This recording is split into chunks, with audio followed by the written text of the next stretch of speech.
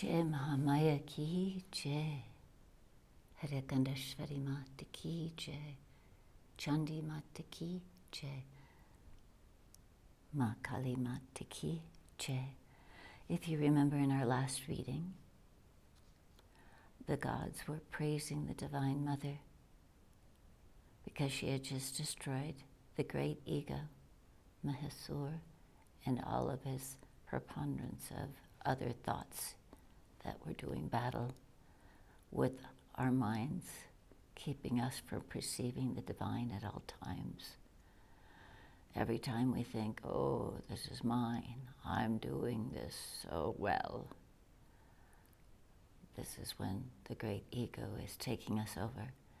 And as we read on a little while into today's reading, Mother promises us that if we go and sit in front of or see her in any image, whether it's a beautiful flower, the sun setting, the moon rising, the sacred fire, or sit in front of our altar of a picture of the Divine Mother, or in our temple with a statue of the Divine Mother, that she will come to us and remind us and fill us with her love and destroy that demon, the great ego.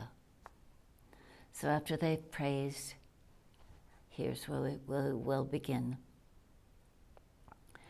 Thus the gods sang praise to the Creator of the perceivable universe and worshipped her with flowers and perfume and other items of the garden of delight.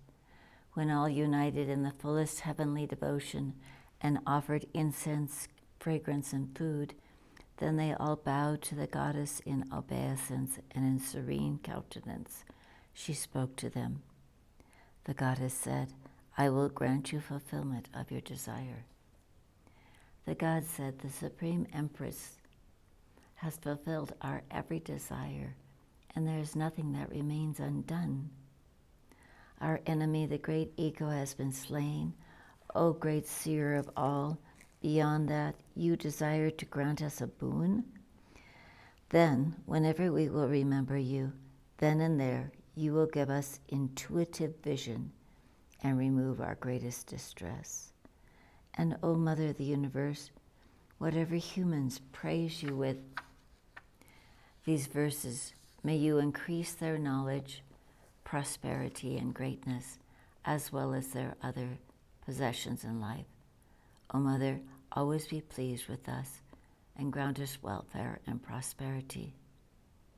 The Rishi said, O King, when the gods prayed for the welfare of themselves and the world, the Excellent One beyond time was pleased and saying, let it be so, vanished from sight. Your Highness, I have told you the story of how in times of old, the goddess who desires the welfare of the three worlds was manifested from the bodies of the gods. And now over to a soul. In like manner, I shall narrate to you of her appearance from the body of the goddess of light, the slayer of the vicious thoughts, self-conceit, and self-deprecation, and the giver of assistance to the gods in order to protect all the worlds. Please listen to this entire episode being narrated by me. Hrim Om. Begin with a meditation, bearing in her lotus hands the bell of continuous tone, the pike of concentration, the plow sowing the seeds of the way of truth to wisdom, the conch of vibrations, the pestle of refinement, the discus of revolving time, the bow of determination, and the arrows of speech, whose radiance is like the moon in autumn, whose appearance is more beautiful, who is manifested from the body of she who is rays of light, Mother Nature, and is the support of the three worlds, that great goddess of all-pervading knowledge, who destroys self-conceit and other thoughts I worship. In olden days, there were two thoughts, self-conceit and self-deprecation, Sumba and Nishumba, who with the abundance of their excessive self-conceit robbed the rule of the pure, the gods, and the husband of that rules, and the master of the three worlds of a portion of all their sacrifices.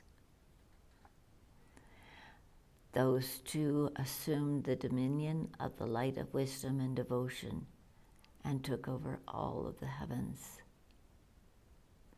Having been thus insulted by the two great thoughts, the gods remembered the invincible goddess and thought of the boon the Mother of the Universe gave to them. In any time of adversity, if you remember me, then and there I will eradicate your every distress. Thinking thus, the gods went to the king of the mountains, Himalayas, and there began to extol the goddess, the Supreme Lord, the great measurement of consciousness that pervades all, Mahamaya.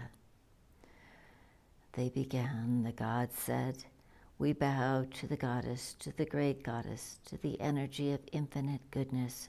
At all times we bow. We bow to nature, to the excellent one. With discipline we have bowed down. To the reliever of suffering we bow. To the eternal, to the embodiment of rays of light, to the creatress, to she who manifests light, to the form of devotion, to happiness, continually we bow. To the welfare of those who bow, we bow. To change, to perfection, to dissolution, to the wealth that sustains the earth, to the wife of consciousness, to you we bow, we bow, we bow. To she who removes difficulties, to she who removes beyond all difficulties, to the essence, to the cause of all, to perception and to the doer of all, to the unknowable one, continually we bow. To the extremely beautiful and to the extremely fierce we bow. To her we bow, we bow. We bow to the establisher of the perceivable universe, to the goddess, to all actions we bow, we bow. To the divine goddess in all existence, who is addressed as the perceivable form of the consciousness that pervades all, we bow to her, we bow to her, we bow to her, continuously we bow to her. To the Divine Mother in all existence, who resides all throughout the consciousness and is known by the reflections of mind, we bow to her, we bow to her, we bow to her, continually we bow to her, we bow. To the Divine Goddess who resides in all existence in the form of intelligence, we bow to her, we bow to her, we bow to her, continually we bow to her. To the Divine Goddess who resides in all existence in the form of energy, we bow to her, we bow to her, we bow to her, continually we bow, we bow. To the Divine Goddess who resides in all existence in the form of patient forgiveness, we bow to her, we bow to her, we bow to her, continually we bow to her. To the Divine Goddess who resides in all existence in the form of all living beings, we bow to her, we bow to her, we bow to her, continually we bow, we bow. To the Divine Goddess who resides in all existence in the form of humility, we bow to her, we bow to her, we bow to her, we bow, we bow. To the Divine Goddess who resides in all existence in the form of peace, we bow to her, we bow to her, we bow to her, continually we bow, we bow. To the Divine Goddess who resides in all existence in the form of faith, we bow to her, we bow to her, we bow to her, we bow to her. To the Divine Goddess who resides in all existence in the form of activity, we bow to her, we bow to her, we bow to her, continually we bow to her. To the Divine Goddess who resides in all existence in the form of recollection, We bow to her, we bow to her, we bow to her continually, we bow to her, we bow. To the divine goddess who resides in all existence in the form of compassion, we bow to her, we bow to her, we bow to her continually, we bow to her. To the divine goddess who resides in all existence in the form of confusion, we bow to her, we bow to her, we bow to her continually, we bow to her. Presiding over the senses of all beings and pervading all existence, the omnipresent goddess who individualizes creation, we bow, we bow. In the form of consciousness, she distinguishes the individual phenomena of the perceivable world. We bow to her, we bow to her. Continually we bow, we bow. In days of old, all the gods, led by Indra, the rule of the pure, sang these verses of praise for the purpose of accomplishing their desired objectives, of surrendering the ego in the light of wisdom. And for many days that service was rendered. May she, the seer of all, the Lord of all, the source of all good, perform similarly for us all auspicious things by putting an end to all distress. We gods have been harassed by arrogant thoughts in the manner of humans, and at this time all of us gods bow to the seer of all, who when bowed to with devotion and remembered in a physical image, immediately terminates our every adversity. The Rishi said, Your Highness, just as the gods were singing the hymns of praise, the goddess of nature came there to bathe in the Ganges. That supreme empress with beautiful eyebrows asked the gods, whose praise is being sung here? Then from within herself an auspicious form manifested and said, Self-conceit and self-deprecation, two terrible thoughts have defeated the gods and insulted them, and so all the gods have collected here and are singing my praise.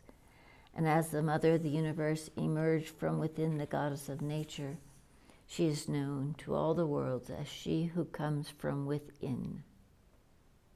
After the manifestation of she who comes from within, the body of nature became very dark and consequently became a goddess who dwells in the Himalayas, distinguished as the remover of darkness, Mother Kali.